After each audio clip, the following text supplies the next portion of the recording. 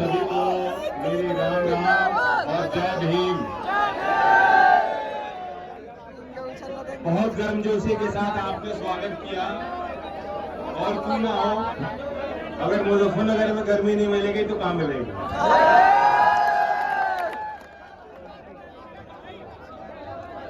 आज इस देश के लिए बहुत गौरव का दिन है। आज हमारे देश के लिए हम सब त्योहार मनाते हैं, सब आपस में मिलके, गले मिलके, मिठाई बना के, पकवान बनवाकर, मोहल्ले में, घर परिवार के साथ। लेकिन आज का दिन इस देश के लिए, इस देश के भविष्य के लिए, शोषित गरीब वंचित समाज के लिए, किसान मजदूर के लिए सबसे बड़ा त्योहार है। क्यों? आज संविधान दिवस है। हमें और आपको आज कल्पना करनी चाहिए, आजादी तो हमें 1947 में मिली और आप लोगों ने अपने हड्डियों को गलाकर, बड़ी कुर्बानी करके हमें वो तकदीर हमारी खोली और एक देश को आजाद किया। लेकिन उसके बाद भी संविधान के लिए हमें इंतजार करना पड़ा। संविधान सभा ने 2 साल बहुत गहरा अध्ययन हुआ और बाबा भीमराव अम्बेडकर जी की विजन, संविधान सभा की उन चर्चाओं को आप पढ़ेंगे। और आज विद्वान लोग बैठे हैं यहाँ, मैं आपको निमंत्रण देता हूँ। 8000 पन्ने लग जाएंगे संविधान सभा की अगर चर्चा लिखी जाए। किसी ने गिनती करी है, 30 लाख से ज्यादा शब्द हैं। सारे विचार, खुल के चर्चा हुई संविधान सभा में कि देश का स्वरूप कैसा हो, एक प्रगतिशील समाज का निर्माण कैसे हो, इस सामंतवाद का सामना करने के लिए एक समतावादी समाज का निर्माण कैसे हो, और तब जाके हमें अपना संविधान मिला। अगर ये संविधान नहीं होता तो आज हम लोगों के पास कोई आजादी नहीं होती, हमारे पास कोई अधिकार नहीं होते, हमारा और आपका कोई अस्तित्व नहीं होता। और इसलिए ये तारीख मनानी चाहिए। इसी क्षेत्र के और देश में बड़ी प्रसिद्धि हासिल करने वाले डॉक्टर हरिओम पवार, उनकी एक कविता है, कविता तो लंबी है लेकिन एक पंक्ति में सुनाता हूँ। वो आज के इस विषय पे प्रासंगिक।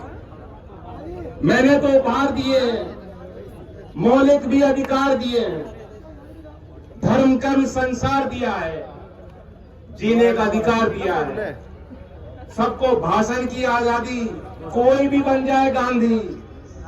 लेकिन तुमने अधिकारों का मुझसे लिखे उपचारों का क्यों ऐसा उपयोग किया है? सब नाजायज भोग किया है, मेरा यूं अनुकरण किया है जैसे सीता हरण किया है।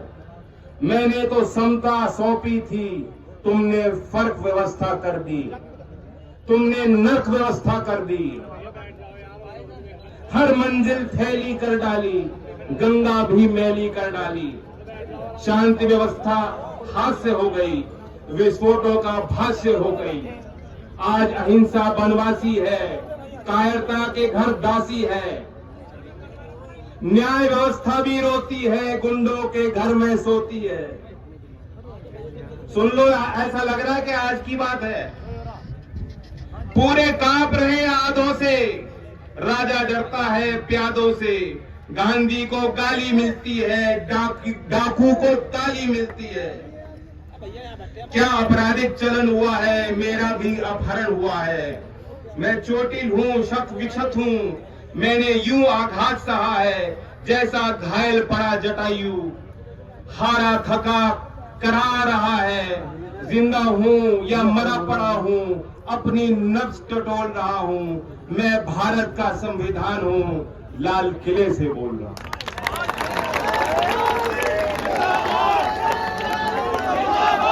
हम और आप ताली बजा रहे हैं, लेकिन ये कठोर कड़वा सत्य है और ये आज का सत्य है, आज की शासन प्रणाली का सत्य है। ये पोल खुल गई है, तरह तरह के वादे करके, बड़े लुभाने वाली बात करके आप लोगों की वोट इन्होंने बटोरी। और वादे इतने अच्छे किए थे हर वर्ग को समझाने के लिए। अमित शाह जी आए, इस विधानसभा की बात बता रहा हूं, कह गए थे कि किसानों के घर 5 साल बिजली का बिल नहीं आएगा। बिजली का बिल आ रहा है, नहीं आ रहा? मीटर लग रहे हैं, कैसे दोगे बिल? भुगतान हुआ था 14 दिन में। वादा था, कह गए, उनको आपकी वोट चाहिए थी, ले गए। इन्होंने करोड़ों रोजगार देने की बात कही थी, कहां करोड़ से धड़ाम करके गिरे हैं। और अब प्रधानमंत्री रोजगार मेला करते हैं जिसमें 71,000 लोगों को, जिनकी नौकरी 1.5 साल पहले लग चुकी थी, उनको बुला करके एक चिट्ठी पकड़ा रहे हैं। ये हालात है देश के हो गए। गरीब के हौसलों को ये लोग नहीं समझ पाए, गरीब के इरादों को ये नहीं समझ पाए, गरीब के सपनों को ये नहीं समझ पाए। अन्नदाता तो भगवान का रूप होता है, और अन्नदाता किसान के साथ खेत में से खेत को जमाने में मेहनत करने वाला मजदूर भगवान का रूप होता है। ईंट पे ईंट लगाकर घर का निर्माण करने वाला श्रमिक भगवान का रूप होता है। अपने हाथ से और कारखाने में कपड़ा बनाने वाला बुनकर भगवान का रूप होता है। आज इस भरी सभा में पूछता हूं, क्या किसान और मजदूर और बुनकर जो भगवान का रूप है, ये अपने आप को धार्मिक बताते हैं? क्या ये लोग आपको मानते हैं? इन्होंने आपका सम्मान रखा? अभी हमारे आदरणीय मंजूर साहब ने बात बताई इलाज वाली, पहली बार सुनी, सब लोग हंसे। लेकिन यही बात हो रही है कि इलाज कर देंगे। इलाज किसका करना चाहिए? जो मन में नफरत पालता है। जो नफरत पालने वाले का तो ब्लड प्रेशर भी, पारा भी ऊपर चढ़ा होता है, वो कभी मुस्कुरा नहीं सकता, उसके अंदर क्रोध होता है, क्रोध। वो ज्वालामुखी कब फट जाए, किस पे फट जाए, किसी को मालूम नहीं। लेकिन हमारे लोग धैर्य वाले हैं, हमारे लोग मुस्कुराने वाले हैं, हमारे लोग हिम्मत वाले हैं।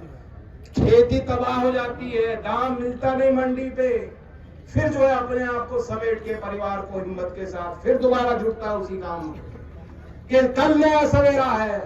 ऐसा हौसला होता है किसान का, ऐसा मादा होता है किसान का। और इसलिए 13 महीने किसी ने पूछा नहीं।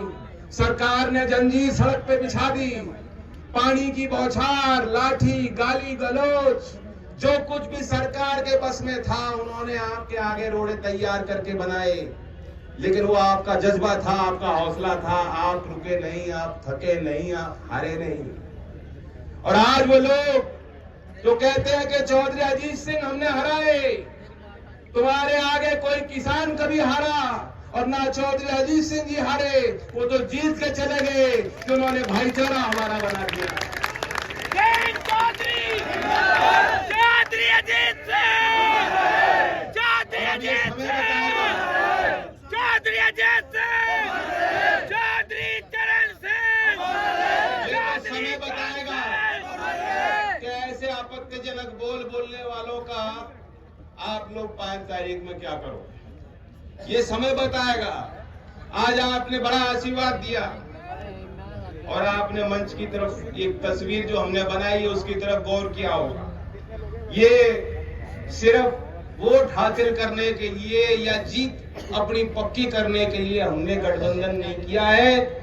ये एक उभरते भारत की नई तस्वीर और नए लीडरशिप की तस्वीर है। एक नया सामाजिक समीकरण है जिसके बल पर खतौली से चलकर दिल्ली का समीकरण हम बिगाड़ देंगे। जो लोग दमनकारी नीति अपना रहे हैं और वहां से लेके फिर अगली बार उत्तर प्रदेश की गद्दी को बिठाने वाला यही समीकरण है जो तीनों पार्टी का समीकरण हमने बनाया। और चंद्रशेखर जी को बताया कि जन्मदिन है। चंद्रशेखर जी, मैं इनकी तरफ से वादा कर रहा हूं, कर दूं वादा? किसान का कलाकंद बहुत फेमस है कि नहीं? तो इन्हें तोहफे में वोट देना और जीत जब 8 तारीख को खुलेगी उसके बाद मैं इन्हें तिसंग का कलाकंद खिलाऊंगा।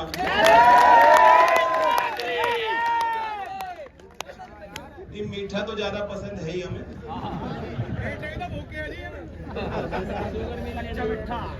डबल शक्कर डालो आप चाय में भी।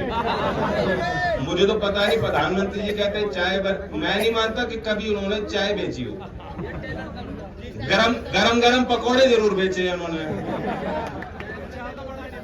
और हमने ये जो समीकरण बनाया है ना, सबका साथ, सबको साथ जोड़ के सम्मान के साथ, ये समझो कि डबल शक्कर डाल दी। पिछली बार तो कमी थी कुछ, जैसा कि कह रहे थे हमारे वक्ता मदन भैया कि पिछली बार कुछ कसर रह गई थी, लेकिन अब जब चंद्रशेखर जी साथ खड़े हो गए तो मैं मानता हूं कि डबल शक्कर गिर गई।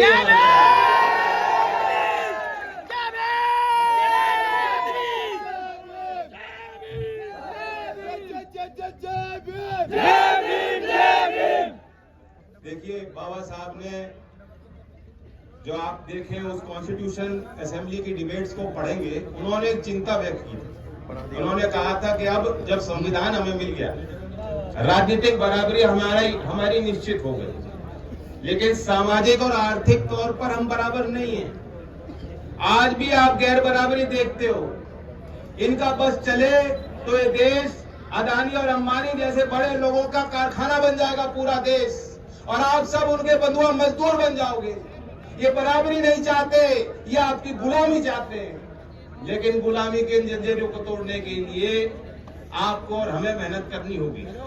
हमारे मुद्दे चुनाव में सरल हैं। हम चाहते हैं बेरोजगार का सम्मान हो।